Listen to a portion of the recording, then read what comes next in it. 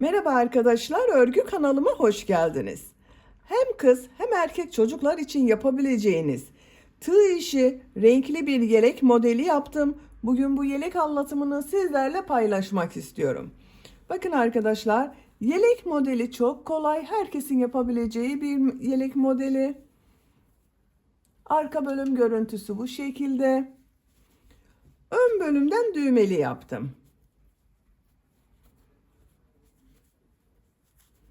Buraya düğme ilikleri yaptım. Karşısına düğmeler diktim. Ben bugün 4 düğme kullandım arkadaşlar. Siz tercihinize göre bunu 3 düğme yapabilirsiniz. 5, 6, 7 düğme yapabilirsiniz. Ters tarafın görüntüsü bu şekilde. Bakın rengarenk çok güzel oldu. Elinizde az kalan iplikleri değerlendirebilmeniz için çok güzel bir model.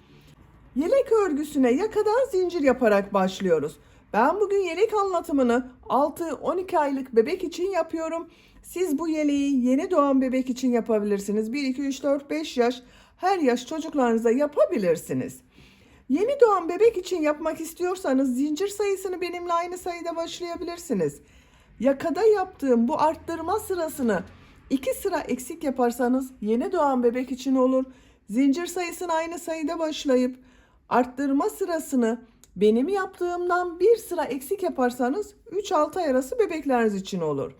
1 yaş çocuk için yapmak istiyorsanız yine zincir sayısını aynı sayıda başlayabilirsiniz. Burada yaptığım arttırma sırasını 1 sıra fazla yaparsanız 1-2 yaş arası çocuklarınız için olur. 2-3 yaş için yapmak istiyorsanız 8-10 zincir fazla başlayabilirsiniz. Ön bölümleri birer trabzan, kol ve arka bölümleri ikişer trabzan fazla başlarsanız 2-3 yaş arası çocuklarınız için olur. Yelek örgüsünde iplik olarak ben bugün 4 farklı renk kullandım. Sarı renk iplik kullandım. Gri renk iplik kullandım. Turuncu renk iplik kullandım. Beyaz renkli iplik kullandım. Bakın. Çok az miktarlarda kullandım arkadaşlar. Siz bu yelek örgüsünü tercihinize göre her marka iplik ve renklerini kullanarak yapabilirsiniz. Her renk iplik ile çok güzel oluyor. Tığ olarak ben 5 numara 3 milimetre tığ kullandım. Elim çok sıkı değil. Benim yaptığım örgüler yumuşak oluyor. Sizin eliniz sıkıysa 3,5-4 milimetre tığ kullanırsanız çok daha güzel olur arkadaşlar. Tığ işi örgülerde eliniz sıkıysa küçük numaralı tığ kullanırsanız yaptığınız örgü hem daha küçük olur hem de çok sert olur. Ölçülerini videonun sonunda ölçüyorum. Oraya bakabilirsiniz. 6-12 aylık bebek için yaptım. İplik tığ hazırlayalım. Hep birlikte kolay ve güzel bu tığ işi yelek örgüsüne başlayalım. Örgü kanalıma abone değilseniz abone olmayı unutmayın lütfen. İzlediğiniz videolarıma beğeni ve yorumlarınızı da yaparsanız çok sevinirim arkadaşlar. Sizlerden gelen beğeni ve yorumlar örgü kanalımın devamlılığı için çok önemli. Videolarıma beğeni ve yorumlarını yapan bütün arkadaşlara ayrıca teşekkür ederim. Hepinize kolay gelsin. İyi çalışmalar.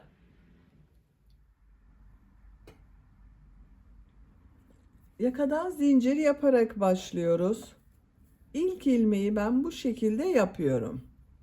Size nasıl kolay geliyorsa ilk ilmeği o şekilde yapabilirsiniz. Zincirleri yapmaya başlıyorum. Çok sıkı zincirler yapmıyorum. 71 zincir yapalım. 71 zincir yaptım. Çok sıkı zincirler yapmadım. 71 zincirin kaç santimetre olduğunu ölçüyorum.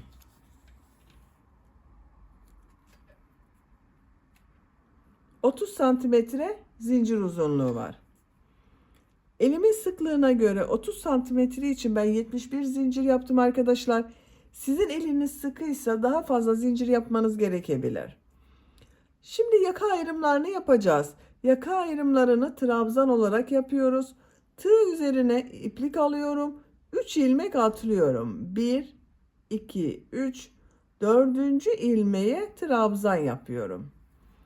Bu 3 ilmek atladığımda bir trabzan, bununla birlikte 10 trabzan yapıyorum. Bakın 1, 2, 3, 4, 5, 6,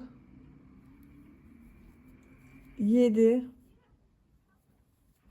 8, 9, 10. 10 trabzan yaptım. Arttırma yeri için 2 zincir yapıyorum. 14 trabzan yapıyorum.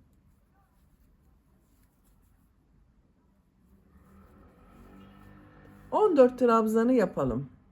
Kol bölümü için 14 trabzan yaptım. Arttırma yeri için 2 zincir yapıyorum. 20 trabzan yapıyorum.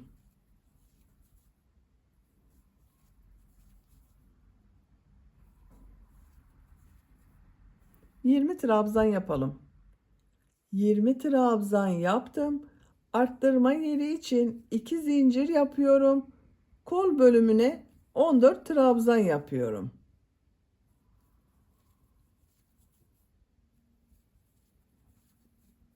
Bakın bu kol bölümünde 14 trabzan yaptım. Buraya da 14 trabzan yapıyoruz.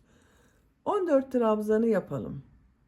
Kol bölümü için 14 trabzan yaptım. Arttırma yeri için 2 zincir yapıyorum. 10 trabzan yapıyorum. 10 trabzan yapalım. 10 trabzan yaptım. Bakın bu sırada yaka ayrımlarını yaptım. Sıra başında ve sıra sonunda 10 trabzan yaptım. Kol bölümleri için 14 trabzan, buraya da 20 trabzan yaptım. Şimdi model yerleştirmeye başlıyoruz. Bir zincir yapıyorum, örgüyü çeviriyorum. İlk ilmeğe trabzan yapıyorum. İkinci ilmeğe 2 trabzan yapıyorum. Bakın 3 trabzan oldu burada. Tığ üzerine iplik alıyorum. 2 ilmek atlıyorum. Bu bir ilmeğe 3 trabzan yapıyorum.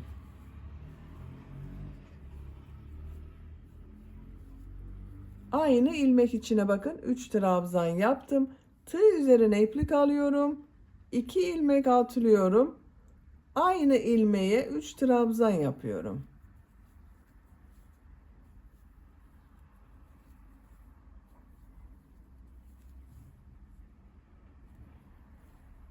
İki ilmeği atlıyorum.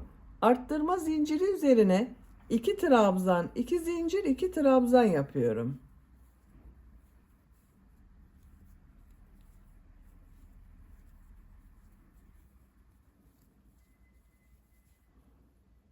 İki trabzan, 2 zincir, 2 trabzan.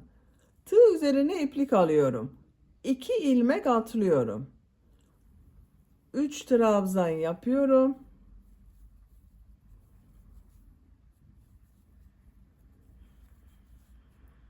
2 ilmek atlıyorum. 3 trabzan yapıyorum.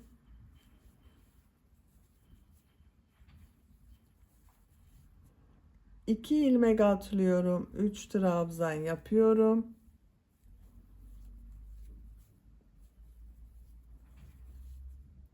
2 ilmek atlıyorum. 3 trabzan yapıyorum.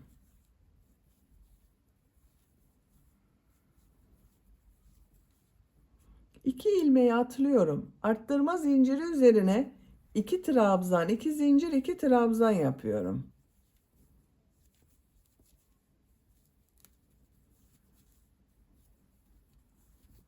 Bakın bu şekilde model yerleştirme yaptım. Buraya bakın 1, 2, 3 model yerleştirdim. Arttırma yerine 2 trabzan, 2 zincir, 2 trabzan, kol bölümüne 1, 2, 3, 4 model yerleştirdim. 2 ilmek atlıyorum. 3 trabzan yapıyorum. 2 ilmek atlıyorum. 3 trabzan yapıyorum. Arttırma zincirine kadar devam edelim. Buraya kadar bakın modeller yaptım. 2 ilmek atlıyorum. Arttırma yerine 2 trabzan, 2 zincir, 2 trabzan yapıyorum.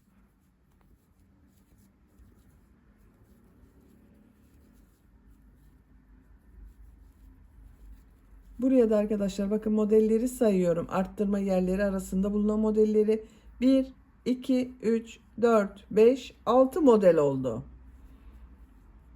2 ilmek atlıyorum. 3 trabzan yapıyorum.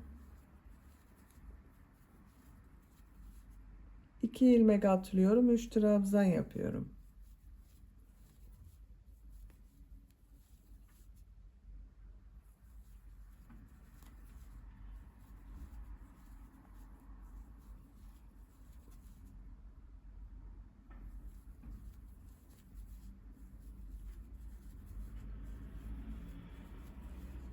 İki ilmek atlıyorum. 2 trabzan, 2 zincir, 2 trabzan yapıyorum.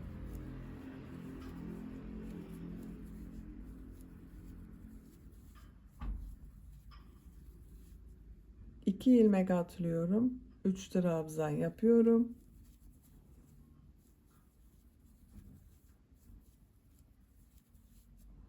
İki ilmek atlıyorum. 3 trabzan yapıyorum.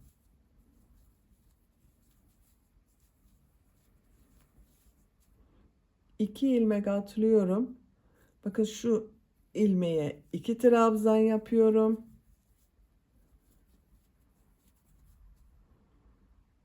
Son ilmeğe 1 trabzan yapıyorum. Bakın buraya da 1, 2, 3 model yaptım arkadaşlar.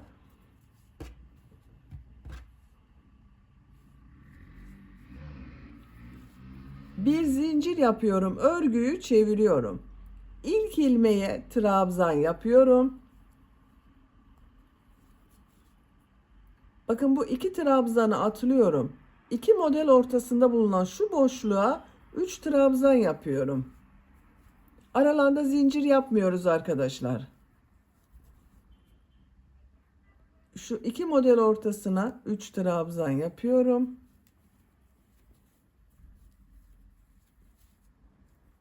Üç trabzan yapıyorum.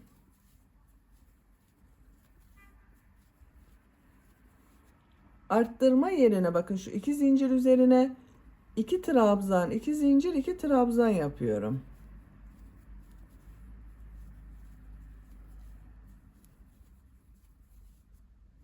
Üç trabzan yapıyorum.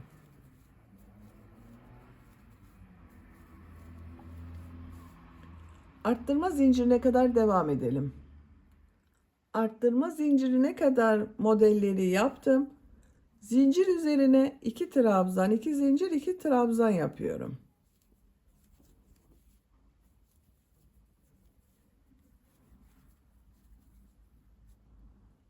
Bakın 2 ilmek atlıyorum. Buraya 3 trabzan yapıyorum. 3 trabzan yapıyorum.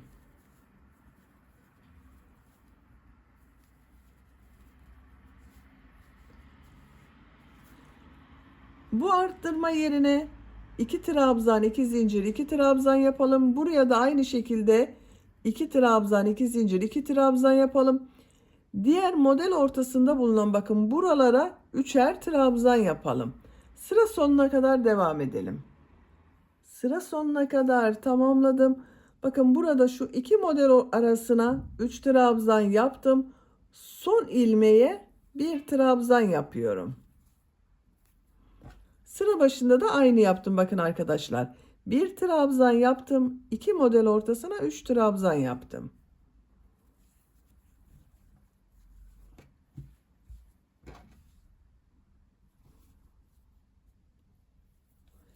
Bir zincir yapıyorum. Örgüyü çeviriyorum.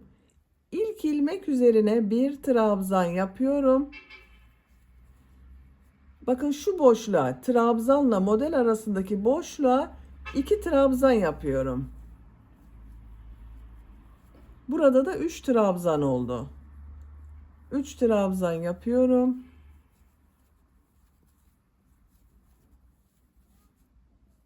Üç trabzan yapıyorum.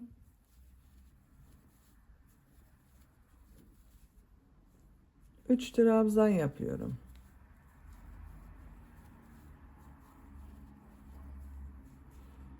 Bakın arttırma zinciri üzerine 2 trabzan, 2 zincir, 2 trabzan yapıyorum.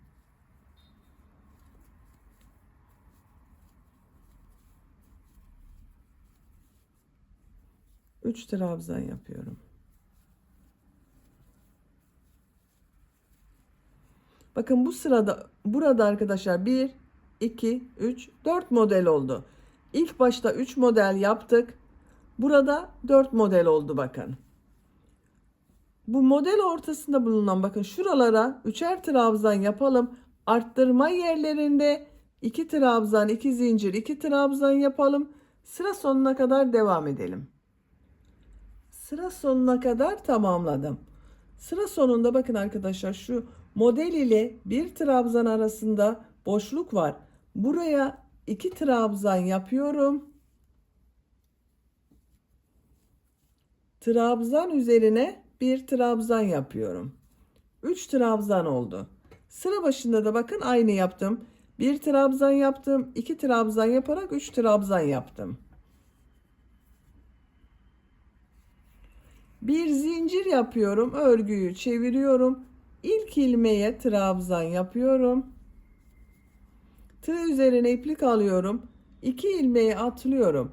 Bakın şu iki model ortasında bulunan bu boşluğa 3 trabzan yapıyorum.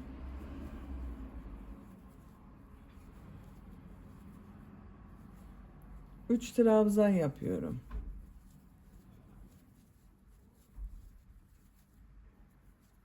Bakın bir sonraki sırada buraya 2 trabzan yapacağız. Trabzan üzerine trabzan yapacağız. Bu arttırma yerlerinde arkadaşlar bakın 1, 2, 3, 4 yerde arttırma yapıyoruz. Arttırma yerlerinde 2 trabzan, 2 zincir, 2 trabzan yapalım. Model arasında bulunan bakın şu boşluklara 3'er trabzan yapalım. Yaka örgüsünü yapacak olduğunuz çocuğun büyüklüğüne göre bu model sırasını tekrarlayarak devam edelim. Roba örgüsünü yapacağım ölçüye göre tamamladım. 1, 2, 3, 4, 5, 6, 7, 8, 9, 10 sıra yaptım. Santimetre olarak ölçüyorum. 8 santimetre yükseklik yaptım. Benim yapacağım ölçü için bu yükseklik yeterli. Siz biraz büyük olmasını istiyorsanız 1-2 sıra arttırmalara devam edebilirsiniz. Bakın bu 1, 2, 3, 4 yerde 2 trabzan, 2 zincir, 2 trabzan şeklinde arttırmaları yaptım ben. Bu sırada kol bölümünü gövde bölümünden ayırıyoruz. Bir zincir yapıyorum, örgüyü çeviriyorum. İlk ilmeğe trabzan yapıyorum. Bu boşluğa 3 trabzan yapıyorum.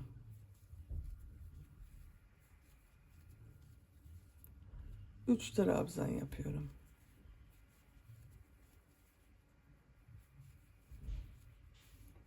Arttırma yerine kadar devam edelim. Arttırma zincirine kadar tamamladım. Buraya 3 trabzan yapıyorum.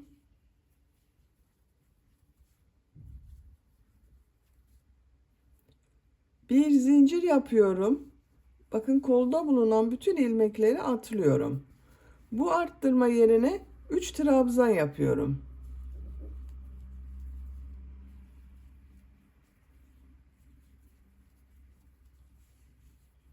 Bir zincir ile bakın ön ve arka bölümü birleştirdik. 3 trabzan yapıyorum. Buraya kadar devam edelim. Arttırma yerine kadar tamamladım. Buraya 3 trabzan yapıyorum.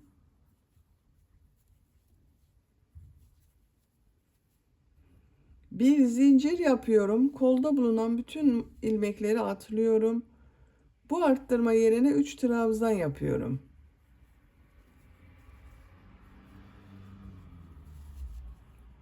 Üç trabzan yapıyorum.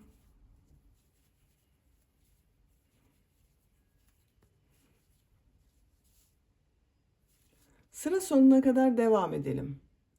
Sıra sonuna kadar tamamladım. Bakın buraya 3 trabzan yaptım. Son ilmeğe trabzan yapıyorum. Bu sırada kol bölümlerini gövde bölümünden ayırdım. Bakın kol altında bir zincir ile ön ve arka bölümleri birleştirdim.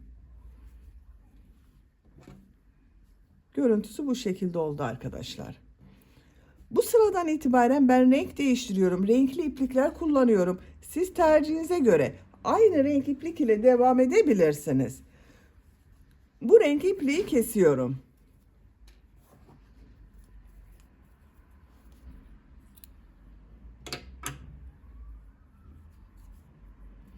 Aynı ilmekten gri renkli iplik ile ipliği bağlıyorum. Siz tercihinize göre her renkli ipliği kullanabilirsiniz. Bakın şu ilmeğe ipliği bağlıyorum. İlmek de yapabilirsiniz. Buradan ilmek yapıyorum. Bir zincir yaptım. Aynı ilmeğe trabzan yapıyorum. Bu renk iplik ile burada yaptığımız modelleri devam ediyoruz. Buraya 2 trabzan yapıyorum.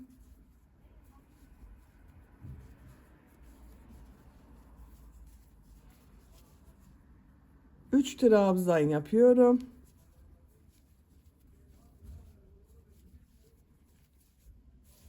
Bu kol altı yaptığımız zincire kadar devam edelim. Buraya kadar modelleri yaptım.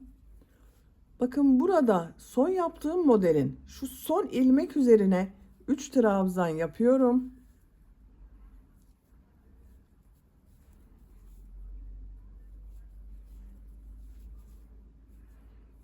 Kol altında yaptığım bir zinciri atlıyorum. Bu modelin bakın şu ilmeğe 3 trabzan yapıyorum.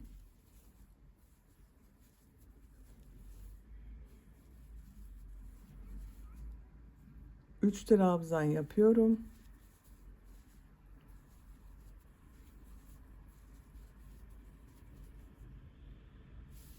Buraya kadar devam edelim. Diğer kol altına kadar modelleri yaptım. Burada yine bakın şu son modelin son ilmeğe 3 trabzan yapıyorum.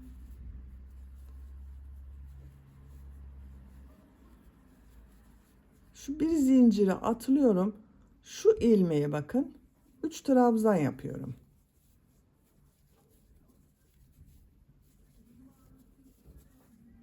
Üç trabzan yapıyorum.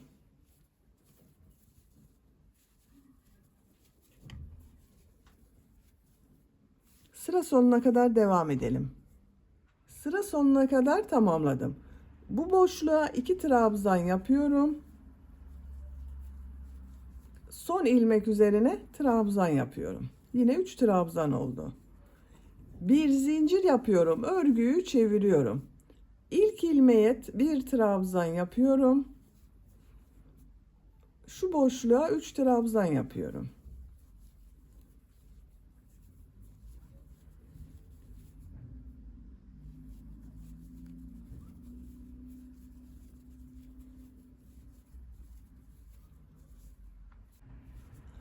Sıra sonuna kadar devam edelim. Sıra sonuna kadar tamamladım. Son ilmeğe bir trabzan yaptım.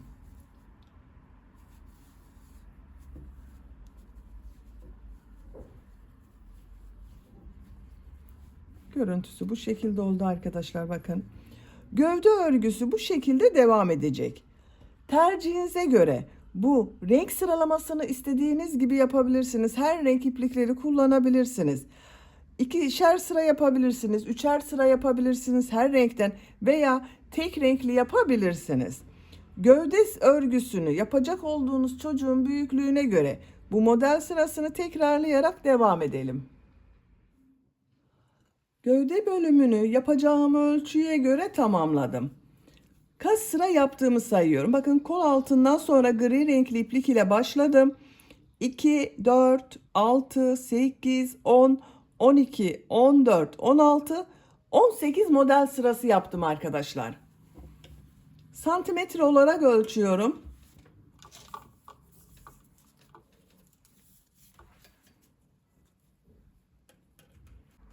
16 santimetre yükseklik yaptım. Siz tercihinize göre 1-2 sıra devam edebilirsiniz. Ben renk sıralamasını bakın bu şekilde yaptım. 2, 4, 6 sıra gri renkli iplik ile yaptım. 2, 4, 5 sıra turuncu renkli iplik ile yaptım. 2, 4, 6, 7 sıra beyaz renkli iplik ile yaptım. Bu renk sıralaması tercihinize göre siz istediğiniz gibi yapabilirsiniz. Gri renkli iplik ile devam ediyorum. Bakın bu köşeden başlıyorum. Şuradan ipliği bağlıyorum. İlmek yapıyorum. 2 zincir yapıyorum. Trabzan sırası yapıyorum. Her ilmek üzerine trabzan yapıyorum.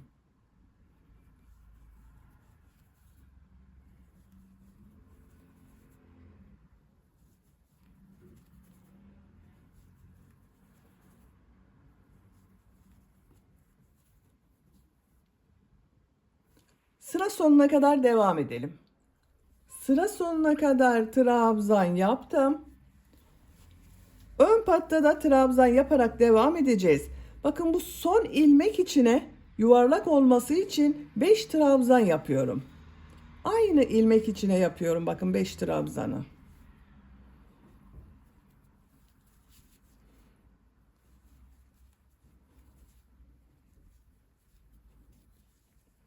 Aynı ilmek içine 5 trabzan yaptım.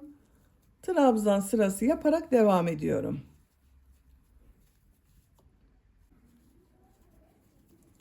Bakın burada yaptığım trabzan sıralarına ikişer trabzan yapıyorum arkadaşlar. Trabzan yaparak yaka başlangıcına kadar devam edelim. Yaka başlangıcına kadar trabzan yaptım. Bakın yaka başlangıcında bu ilk ilmek içine yuvarlak olması için 5 trabzan yapıyorum.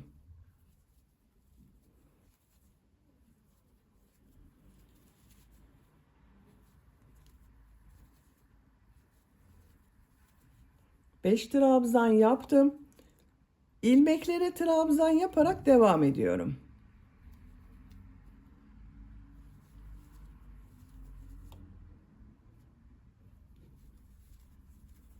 Trabzan sırası yapıyoruz. Bakın köşe görüntüsü bu şekilde oldu. Yaka ucuna kadar devam edelim. Sıra sonuna kadar trabzan yaptım. Bakın burası da yaka köşesi olacak arkadaşlar. Bu son ilmek içine 5 trabzan yapıyorum.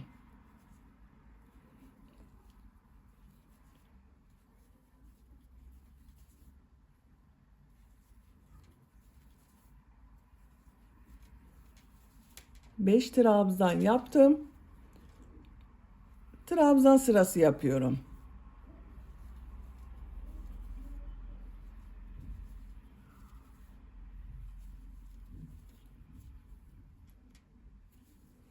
Sıra sonuna kadar devam edelim. Sıra sonuna kadar trabzan yaptım. Bu son ilmek üzerine 5 trabzan yapıyorum. Köşe olduğu için buraya 5 trabzan yapıyorum.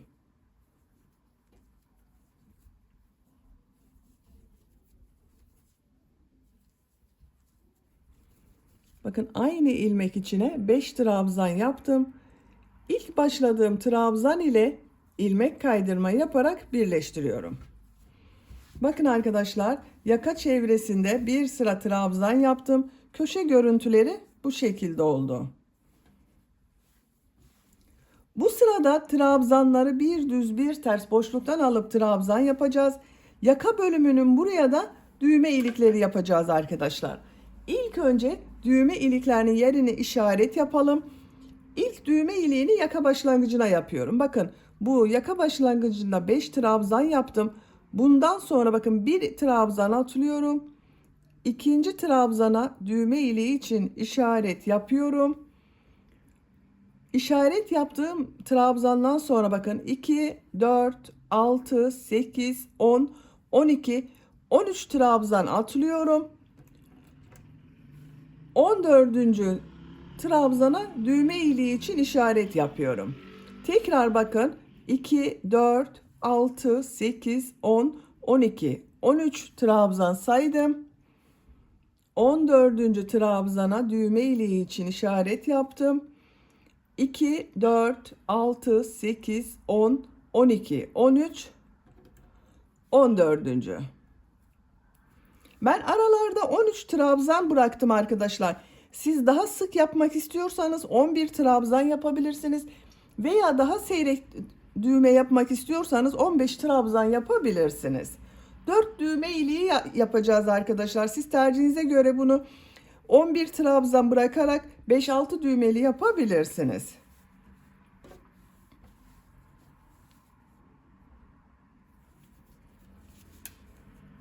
İki zincir yapıyorum. Bu sırada trabzanları bir düz bir ters boşluktan alıp trabzan yapıyorum. İlk trabzan şu şekilde, bakın, tığı boşluğa takıyorum. Trabzan yapıyorum. Ters taraftan trabzan yapıyorum. Düz taraftan trabzan yapıyorum.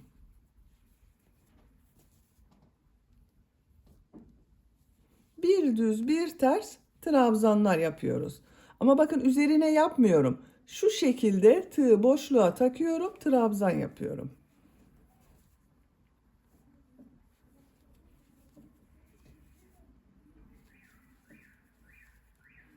Görüntüsü bu şekilde oluyor. Bu düğme iliği için işaret yaptığım yere kadar bir düz bir ters trabzan yaparak devam edelim. İşaret yaptığım yere kadar bir düz bir ters trabzan yaparak tamamladım. Köşe görüntüsü bu şekilde oldu. Bakın, işaretten önce bu trabzanı düz taraftan boşluktan aldım, trabzan yaptım. Düğme iliği için 2 zincir yapıyorum. Bu bir ilmeği atlıyorum. Bakın, işaret yaptığım trabzan atladım. Bu trabzan düz taraftan boşluktan alıyorum, trabzan yapıyorum. Ters taraftan trabzan yapıyorum. Düz taraftan trabzan yapıyorum.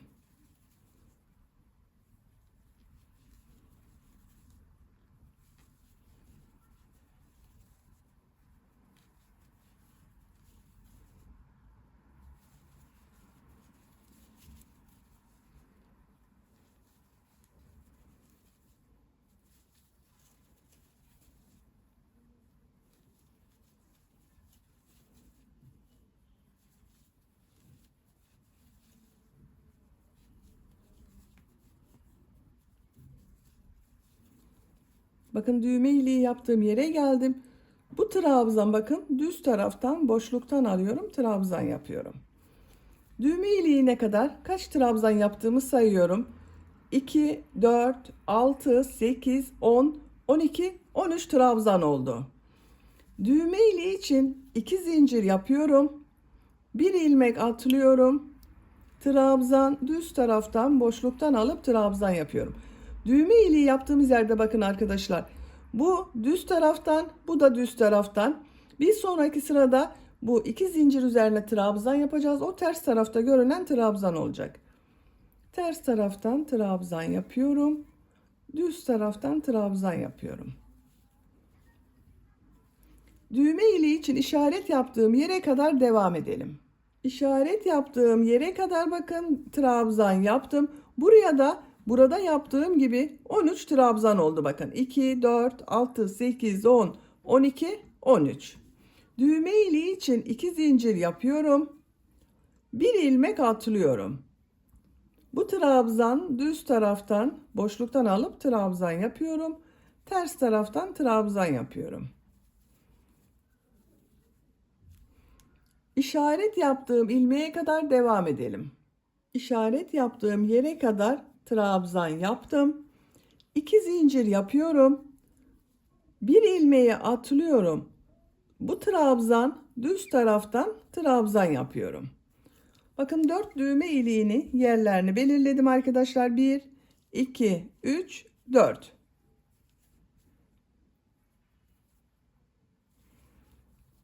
Trabzanları bir düz bir ters boşluktan alarak trabzan yapıyorum.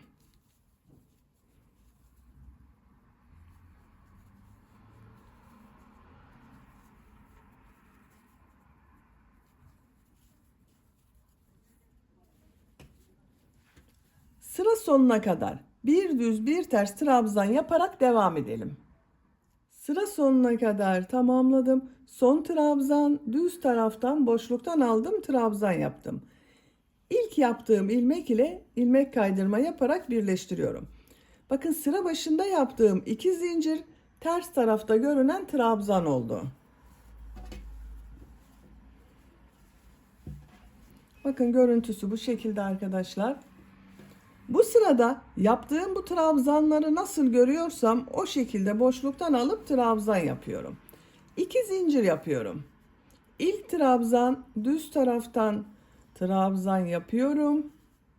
Ters tarafta görüyorum. Ters taraftan trabzan yapıyorum.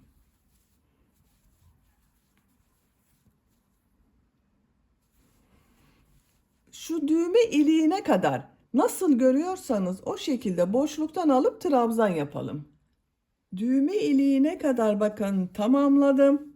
Köşe görüntüsü bu şekilde oldu arkadaşlar. Bu düğme iliği için bakın buraya 2 zincir yaptım. Bu 2 zincir üzerine bir trabzan yapıyorum.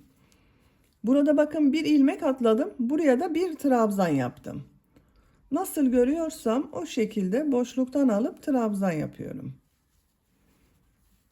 Bakın düğme iliği daha belirgin oldu.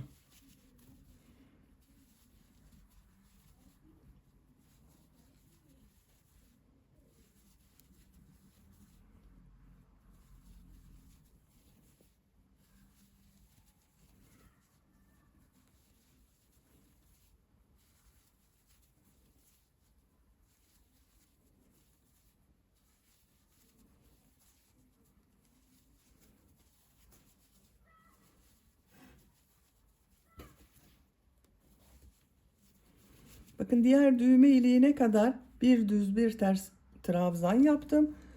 Bu 2 zincir üzerine bir trabzan yapıyorum. Nasıl görüyorsam o şekilde boşluktan alıp trabzan yapıyorum. Bu şekilde devam edeceğiz arkadaşlar. Bakın bu düğme iliğine ve buraya da birer trabzan yapalım. Diğer trabzanları nasıl görüyorsanız o şekilde trabzan yaparak sıra sonuna kadar devam edelim. Sıra sonuna kadar tamamladım. İlk ilmek ile ilmek kaydırma yaparak birleştiriyorum. Bu köşe görüntüsü de bakın bu şekilde oldu. İpliği kesiyorum. Bakın arkadaşlar, köşelerin görüntüsü bu şekilde. Düğmelerini de diktim ben arkadaşlar. Bakın buraya 4 düğme iliği yaptım. Karşısına birer tane düğme diktim. Şu şekilde takarak kullanıyoruz.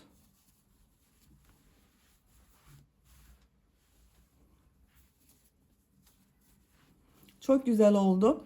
Şimdi kol örgüsünü yapalım. Sarı renkli iplik ile başlıyorum. Bakın burada kol bölümünü ayırdıktan sonra sarı renkli iplik ile bir sıra yaptım.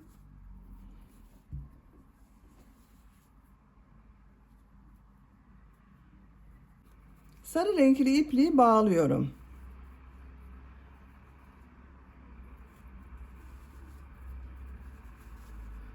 Buradan ilmek yapıyorum. Tığ üzerine iplik alıyorum. Kol bölümü için bu arttırma yerine 3 trabzan yapıyorum.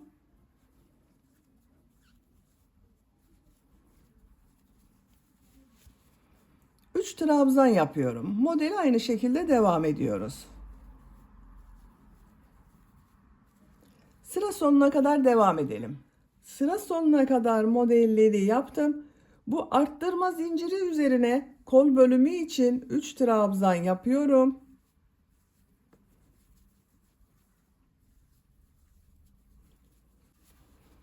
Bu son yaptığım modeli ilk yaptığım model ile ilmek kaydırma yaparak birleştiriyorum. Bakın sıra başında arttırma yerine yaptığım 3 trabzan var. Bunun ilk trabzan ile ilmek kaydırma yapıyorum.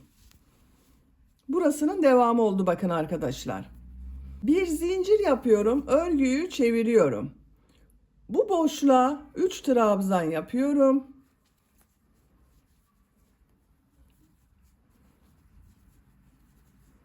Üç trabzan yapıyorum.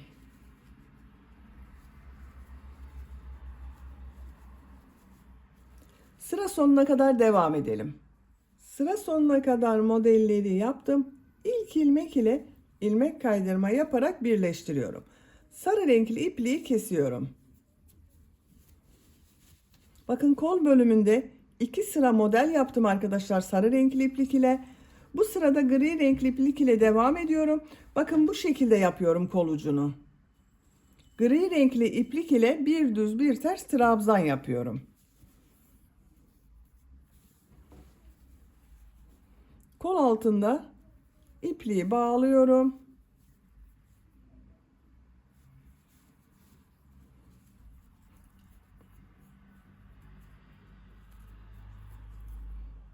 Buradan ilmek yapıyorum. 2 zincir yapıyorum. İlk önce bir sıra trabzan sırası yapıyorum. İlk ilmeğe trabzan yapıyorum. Diğer ilmekler üzerine trabzan yaparak devam ediyorum.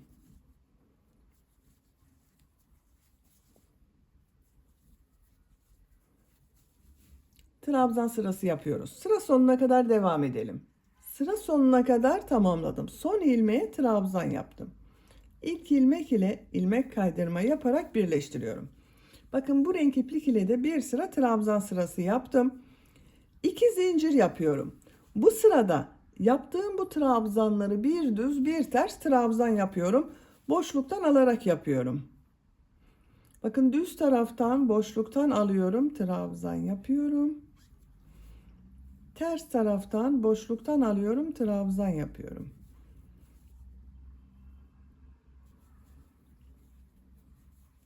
Bir düz bir ters trabzan yapıyoruz. Sıra sonuna kadar devam edelim. Sıra sonuna kadar tamamladım. Son trabzan düz taraftan bakın boşluktan aldım, trabzan yaptım. İlk ilmek ile ilmek kaydırma yaparak birleştiriyorum. Sıra başında yaptığım 2 zincir ters tarafta görünen trabzan oldu.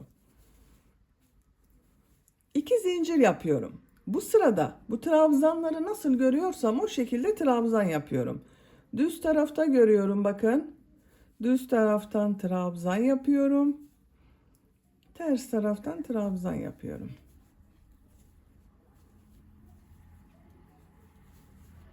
Sıra sonuna kadar devam edelim. Sıra sonuna kadar tamamladım. İlk ilmek ile ilmek kaydırma yaparak birleştiriyorum. Siz burada bitirebilirsiniz arkadaşlar. Ben bir sıra daha bir düz bir ters trabzan yapıyorum. 2 zincir yapıyorum. Nasıl görüyorsam o şekilde trabzan yapıyorum. Sıra sonuna kadar devam edelim. Sıra sonuna kadar tamamladım. İlk ilmek ile ilmek kaydırma yaparak birleştiriyorum. İpliği kesiyorum. Bakın arkadaşlar kol örgüsü bu şekilde oldu. Siz de diğer kol örgüsünü aynı şekilde başlayıp tamamlayabilirsiniz. Yelek örgüsünü bitirdim. Bakın kol örgüsünde bir sıra trabzan sırası yaptım. 3 sıra bir düz bir ters trabzan yaptım. 1, 2, 3. Bakın örgünün ters tarafının görüntüsü bu şekilde.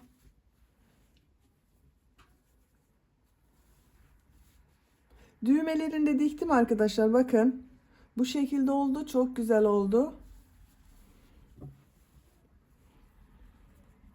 Düğmeleri takıyorum. Bakın burada yaptığım düğme iliklerine takıyorum.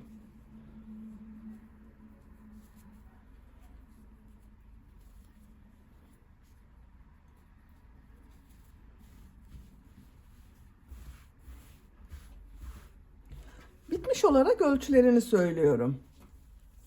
Kol altının buradan gövde genişliğini ölçüyorum. 27 santimetre. Kol altından gövde yüksekliğini ölçüyorum. 18 santimetre. Omuzdan yüksekliği ölçüyorum. 30 santimetre. Ben bugün 6-12 aylık bebek için yaptığım 1 yaş bebeğinize çok rahat olur arkadaşlar. Beni dinlediğiniz ve izlediğiniz için hepinize çok teşekkür ederim. Örgü kanalıma abone değilseniz abone olmayı unutmayın lütfen. Sizlerle yeni örgülerde görüşmek dileğiyle. Hoşça kalın, sevgiyle kalın.